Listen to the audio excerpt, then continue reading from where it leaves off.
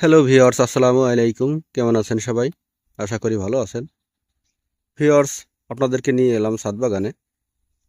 আজ শেয়ার করব আনার গাছের ফুল ও ফল কেন ঝরে যায় এবং ফুল ও ফল ঝরে যাওয়া রোধে কী করবেন এই বিষয়টি নিয়ে। ভিউয়ার্স, দেখতে পাচ্ছেন স্ক্রিনে যে গাছটি, এটি হচ্ছে অস্ট্রেলিয়ান জাতের একটি আনার। এখন বর্ষাকাল, এখন কিন্তু গাছে প্রচুর পরিমাণে ফুল ও ফল আসবে। এই গাছটিকে আমি রোপণ করে দিয়েছি 18 লিটার একটা টবে। এই দেখতে পাচ্ছেন। বর্ষাকালে অবশ্যই টবের নিচে ছিদ্র করে দিবেন এবং মিডিয়া প্রস্তুতের ক্ষেত্রে স্পেশালি খেয়াল রাখবেন যেন গোড়ায় পানি জমে না যায়।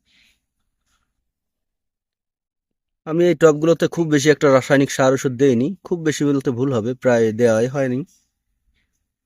তো এখানে আমি যেটা দিয়েছি সেটা হচ্ছে পচা গোবর। এই দেখতে পাচ্ছেন একদম পচা গোবর, মোটা বালি, ধানের চিটা এবং কিছু মাটি দিয়ে মিডিয়া প্রস্তুত করেছি। এই গাছটির বয়স প্রায় 1.5 বছর।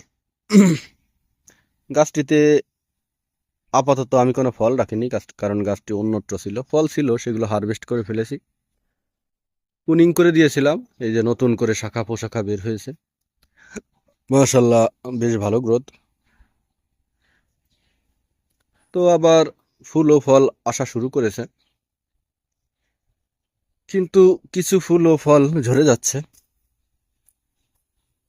তো বিশেষ করে আনার গাছের যে ফুল হয়, 2 রকমের ফুল হয়। আনার গাছে পুরুষ ফুল যেগুলো, সেগুলো কিন্তু প্রাকৃতিকভাবেই ঝরে যায় এবং স্ত্রী ফুলে ফল হয়, এটা সবাই জানে হয়তো। তো পুরুষ ফুল এবং স্ত্রী ফুল চিনবেন কিভাবে? পুরুষ ফুল স্ত্রী ফুল চেনার খুবই সুন্দর একটি উপায়।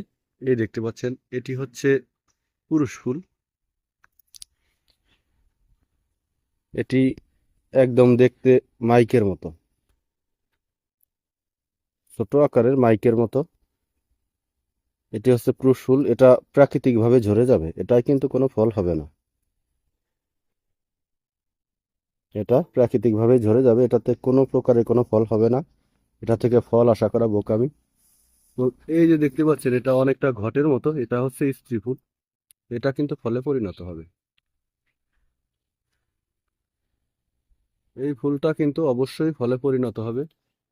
এই যে এদিকে আরো দেখতে পাচ্ছেন, এগুলাও কিন্তু পুরুষ ফুল, এগুলা কিন্তু প্রাকৃতিকভাবে ঝরে যাবে,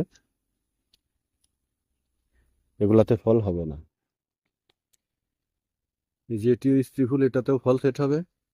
তো এখন সমস্যা হচ্ছে, এই স্ত্রী ফুলগুলো যখন ঝরে যাবে তখন চিন্তার বিষয়। এবং অনেক সময় দেখা যায় এগুলো ফলে পরিণত হওয়ার পরেও ঝরে যায়।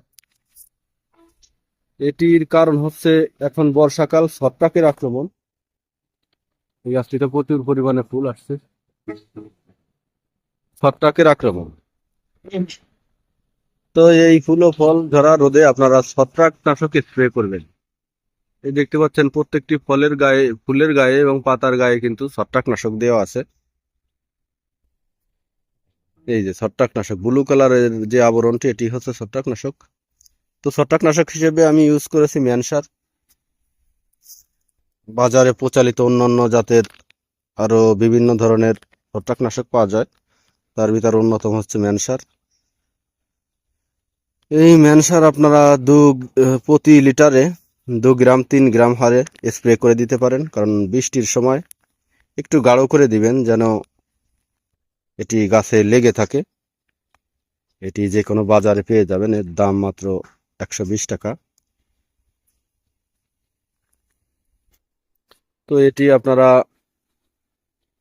এভাবে স্প্রে করে দিতে পারেন, তাহলে আপনার ফুল ও ফল ঝরা রোধ হবে। ফুল ও ফল কিন্তু আরো বিভিন্ন কারণে ঝরে, সেটা হচ্ছে আপনার গাছে বিভিন্ন অনুখাদ্যের অভাবেও ঝরে। কিন্তু ছত্রাকের আক্রমণ যদি একবার হয়, তাহলে কিন্তু আপনার এই ফলগুলো ধরে রাখা অত্যন্ত মুশকিল। তাই ছত্রাকনাশক, আপনার ছত্রাকে আক্রমণ হোক বা না হোক, অবশ্যই আপনাকে প্রতি 15 দিন অন্তর ছত্রাকনাশক দিতে হবে। তো ভিউয়ার্স, আজ এ পর্যন্তই। পরবর্তী ভিডিও পেতে অবশ্যই চ্যানেলটি সাবস্ক্রাইব করবেন। ধন্যবাদ সবাইকে, ভালো থাকবেন সবাই।